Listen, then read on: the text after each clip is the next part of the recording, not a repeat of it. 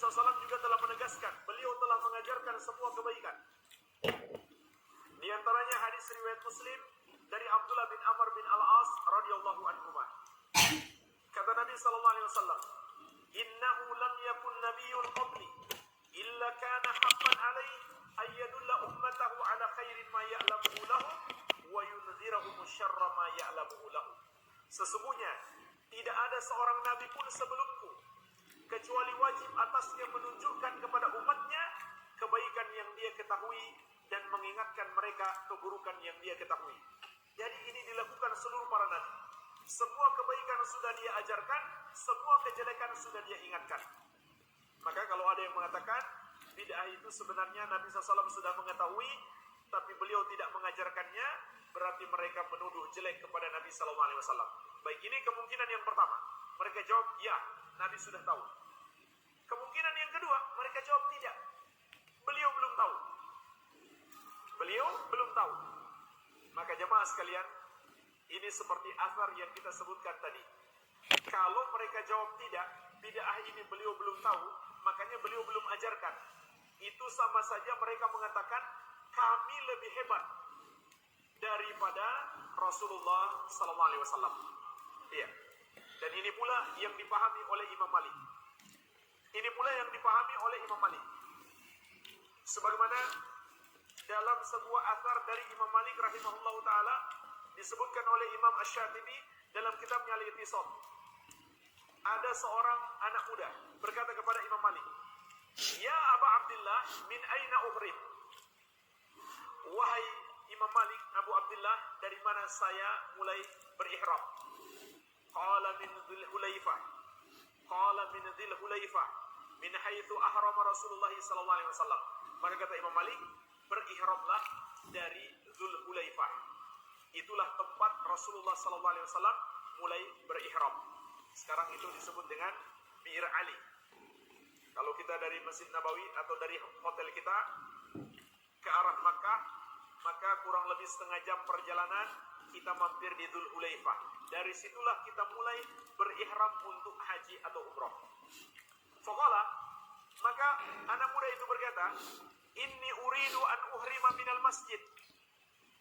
Sesungguhnya saya ingin berihram dari masjid. Faqala la taf'al, maka Imam Malik mengatakan jangan kamu lakukan.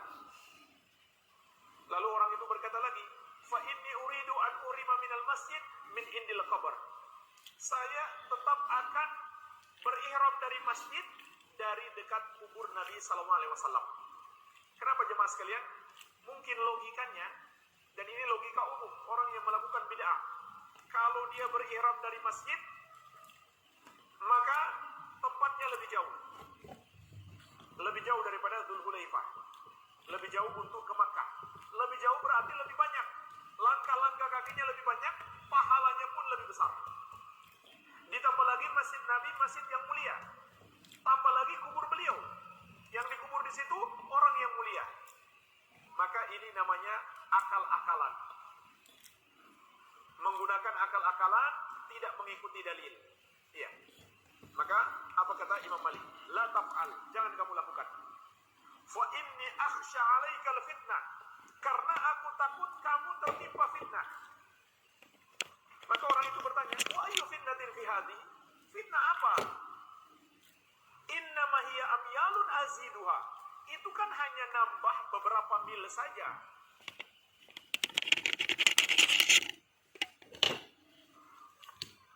Perhatian untuk seluruh orang tua. Sejak kegiatan belajar online dimulai, anak-anak generasi penerus kini makin pintar. Jadi logikanya kan tambah banyak, masa mendapatkan fitnah. Fitnah apa? Maka perhatikanlah jemaah sekalian, apa jawaban Imam Malik. Wa ayyu fitnatin a'zam min antara annaka sabaqta ila fadilatin qassara anha Rasulullah sallallahu alaihi wasallam. Fitnah apa yang lebih besar daripada engkau memandang dirimu mampu mendahului Rasulullah sallallahu alaihi wasallam untuk melakukan satu keutamaan yang Rasulullah SAW ternyata belum sanggup melakukannya. Artinya apa?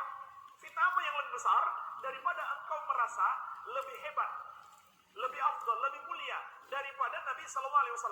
Nabi saja tidak melakukannya, kamu melakukannya. Berarti kamu merasa lebih hebat daripada Nabi SAW. Artinya sebenarnya dia sudah tersesat karena melampaui batas.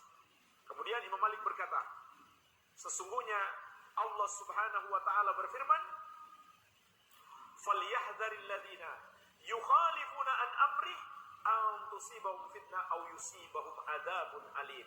Hendaklah takut orang-orang yang menyelisihi petunjuk Rasul, mereka akan ditimpa fitnah atau ditimpa azab yang pedih. Apa yang dimaksud fitnah di sini jemaah sekalian? Maksudnya adalah kesesatan. Jadi orang yang mengada-ada dalam agama berarti dia menyelisihi petunjuk Rasul. Ini pemahaman Imam Malik. Perhatikan jemaah sekalian, ini pemahaman Imam Malik. Orang yang mengada-ada dalam agama berarti dia menyelisihi petunjuk Rasul. Makanya Imam Malik baca ayat ini. Ancaman kepada orang yang menyelisihi petunjuk Rasul. Kemudian dia akan ditimpa fitnah, yaitu dia pasti tersesat.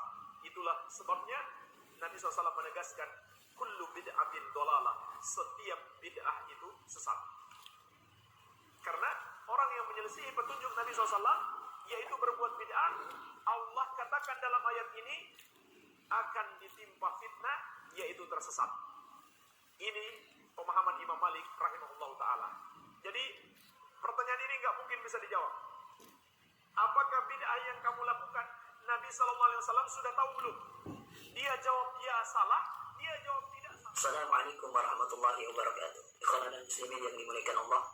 Ustaz Wahabi tersebut, Ustaz Sofyan, mengatakan bahwasanya semua kebaikan sudah diajarkan oleh Nabi Muhammad SAW. Jadi kalau ada kebaikan di dalam agama ini yang tidak diajarkan oleh Nabi dikatakan sebagai perkara bid'ah. Meskipun kebaikan tersebut diistimbat oleh para ulama kita itu dari hadis Nabi Muhammad SAW. Ustaz Wahabi ini, Ustaz Sufyan, berlandaskan kepada hadis Nabi Muhammad SAW yang diriwayatkan oleh Abdullah bin Amr. Qala Rasulullah SAW, innahu lam yakun nabiyyun qabli illa kana haqqan alaihi ayatulla ummatahu ala ma ya'lamu khairan lahum wa yundirahum ma ya'lamu syarran lahum. Juga ada riwayat yang mengatakan ala khairi ma ya'lamu lahum wa yundirahum syarra ma ya'lamu lahum. Ada dua riwayat yang saya ketahui seperti itu.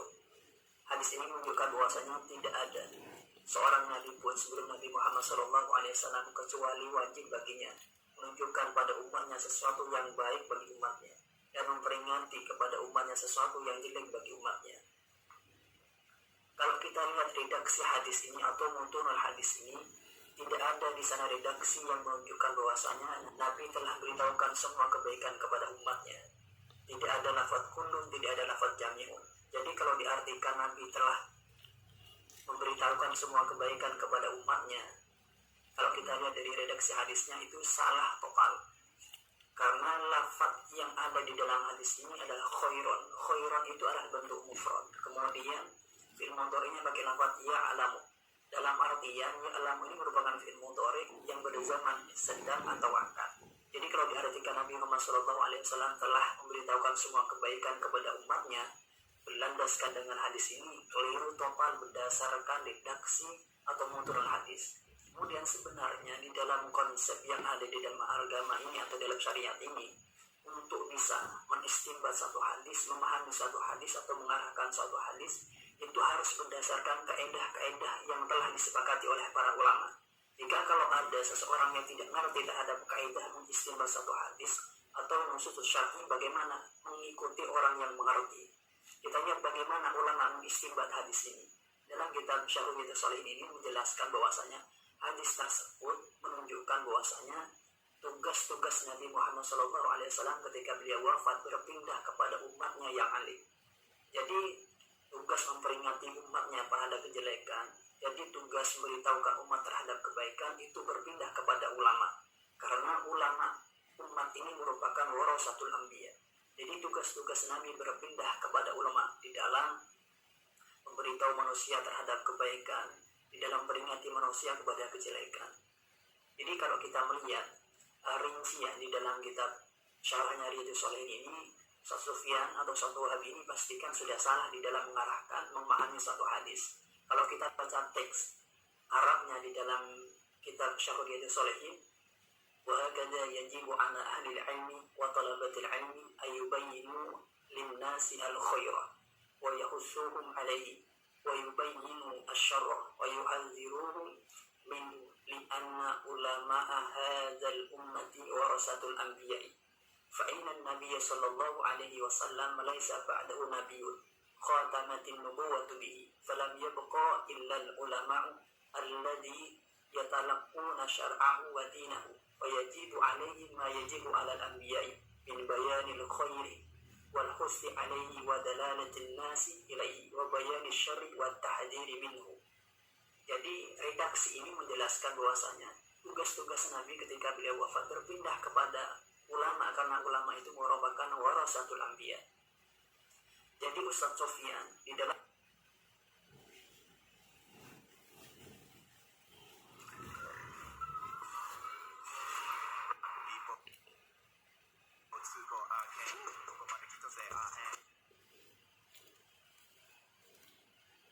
mengarahkan hadis itu sudah tidak sesuai dengan apa pengarahan ulama terhadap hadis tersebut.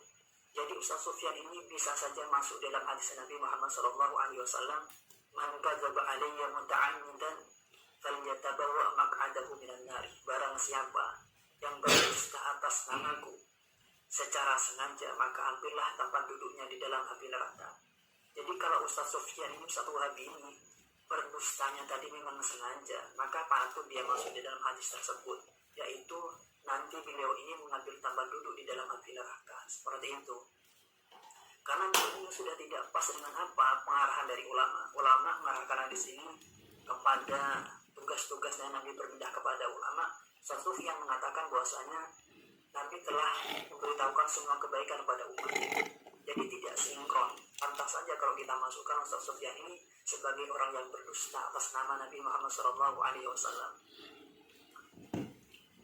Kemudian tentang masalah asar dari Imam Malik radhiyallahu ta'ala anhu, kalau kita pahami, Ustaz Sufyan ini juga salah. Soalnya begini, di dalam asarnya Imam Malik itu menjelaskan tentang masalah rukun daripada haji atau umroh. Jadi kalau orang berada di Madinah, di mana mikotnya? Maka di Dzul Hulaifah. Jadi kalau orang Madinah dan orang-orang yang lewat di kota Madinah, kalau dia mau haji atau umroh, ihramnya nanti mikotnya itu dari Dzul Hulaifah. Jadi ketentuan Nabi itu sudah ada ketentuannya dari Dzul Hulaifah. Jadi kalau melebihinya atau bahkan menguranginya itu nggak boleh. Sudah ada ketentuan dari Nabi Muhammad SAW. Jadi ini kalau diarahkan kepada bid'ah yang dilakukan oleh orang-orang yang ada di Indonesia yang katanya Wahabi itu bid'ah, maka tidak sesuai atau tidak sinkron dengan apa yang ada di dalam asalnya Imam Malik ini. Karena di dalam asalnya Imam Malik ini menjelaskan tentang masalah syarat atau menjadi rukun dan satu ibadah, yaitu umroh atau haji. Kemudian sedangkan bid'ah yang dianggap oleh orang-orang Wahabi itu sebagai bid'ah, itu bukan sesuatu yang ditentukan oleh Rasulullah SAW, dalam artian tidak ada ketentuan dari Nabi Muhammad SAW. Kemudian asal dari Imam Malik ini diarahkan oleh Ashabul Malikiyah kepada seseorang yang melakukan ihram yang sengaja tidak melakukan mikot seperti apa yang ditentukan oleh Nabi Muhammad SAW. Dalam artian itu ikhtiarnya itu, misalnya kan orang di Madinah itu mikotnya harus di Dzul Hulaifah. Kemudian dia mau melebihi atau mengurangi itu nggak boleh. Akan tetapi kalau kasusnya nanti dia nggak sengaja, dalam artian begini kasusnya, kalau ada orang dari Madinah, kemudian dia melewati di Hulaifah dan melewati Mekah, dan tujuannya bukan di Mekah, akan tapi di tempat lain, akan tapi lewati Mekah dan di Hulaifah. Kemudian setelah dia melewati di Hulaifah, kemudian dia berjalan setelah melewati di Hulaifah, dia berubah niatnya. Yang asalnya tujuannya bukan kota Mekah, kemudian dia tujuannya ke kota Mekah, yaitu untuk ihram, haji atau umroh. Maka orang ini apakah harus kembali ke Dzul Hulaifah? Maka tidak harus. Maka cukup niatnya di tempat dia merubah niatnya. Jadi orang ini tidak terkena dam, istilahnya seperti itu. Jadi itu istinbat yang dilakukan oleh Ashabul Malikiyah terhadap dasarnya Imam Malik ini. Jadi melihat ini, pengarahan atau pemahaman dari Ashabul Malikiyah ini mengkantar pemahaman Ustadz Sufyan, yaitu Ustadz Wahabi. Jadi Ustadz Wahabi ini nggak cocok pemahamannya dengan Ashabul Malikiyah. Yang dimenangkan yang mana? Ya Ashabul Malikiyah. Ashabul Malikiyah atau murid-murid Imam Malik ini tentunya lebih ngerti tentang masalah cara pikirnya beliau, cara pola beristinbatnya beliau daripada orang-orang yang bukan muridnya Imam Malik seperti itu. Dari keterangan ini menjelaskan bahwasanya Ustadz Sufyan ini, Ustadz Wahabi ini telah berbohong atas nama Nabi Muhammad SAW karena tidak sesuai dengan apa yang dipahami para ulamanya kita. Kemudian beliau Ustadz Sufyan ini juga berbohong atas nama Imam Malik radhiyallahu taala anhu. Dia tidak melihat bahwasanya Ashabul Malikiyah di dalam mengarahkan asarnya Imam Malik itu tidak sesuai dengan apa yang dipikirkan oleh Ustadz Sufyan ini, Ustadz Wahabi ini. Jadi beliau ini sudah tidak sama pemikirannya dengan Ashabul Malikiyah. Jadi beliau ini termasuk orang-orang yang berdusta atas nama Imam Malik radhiyallahu taala anhu. Hal ini harus disadari oleh teman-teman Wahabi. Ustaznya mereka ini di dalam mengarahkan satu hadis, dalam mengarahkan asarnya daripada ulama-ulama kita, itu kebanyakan atau bahkan ya 100% itu nggak cocok dengan apa yang diarahkan para ulama-ulama kita. Jadi kalau seperti ini, bagaimana mengikuti orang-orang yang di dalam pola pikir yang semacam ini? Orang-orang yang semacam ini tidak bisa kita bandingkan dengan sekelasnya Imam Syafi'i, nggak bisa kita bandingkan dengan sekelasnya Imam An-Nawawi seperti itu. Karena levelnya mereka ini berbeda seperti itu. Kalau dikatakan bahwasanya kan sama-sama manusia, mungkin saja bisa salah. Iya, sama-sama manusia, mungkin saja bisa salah. Tapi kadar ilmunya itu berbeda. Banyak orang yang punya ilmu dengan orang yang tidak punya ilmu atau yang punya ilmu sedikit itu beda. Lebih akurat orang yang punya ilmu. Seperti itu perbandingannya. Kemudian kita akan menjawab pertanyaannya, apakah perkara bid'ah yang dilakukan oleh orang-orang ini diketahui oleh Nabi Muhammad SAW? Kita akan menjawabnya dengan dua sisi. Sisi pertama, kita sebagai ahli sunnah wal jamaah, kita percaya bahwasanya Nabi Muhammad SAW bisa mengawasi umatnya, bukan hanya ketika beliau masih hidup. Ketika beliau pun wafat, beliau Nabi Muhammad SAW masih bisa mengawasi umatnya. Terbukti beliau, menurut kepercayaan kami, beliau bisa menemui wali-walinya Allah Subhanahu wa taala ini atas izin Allah Subhanahu wa taala.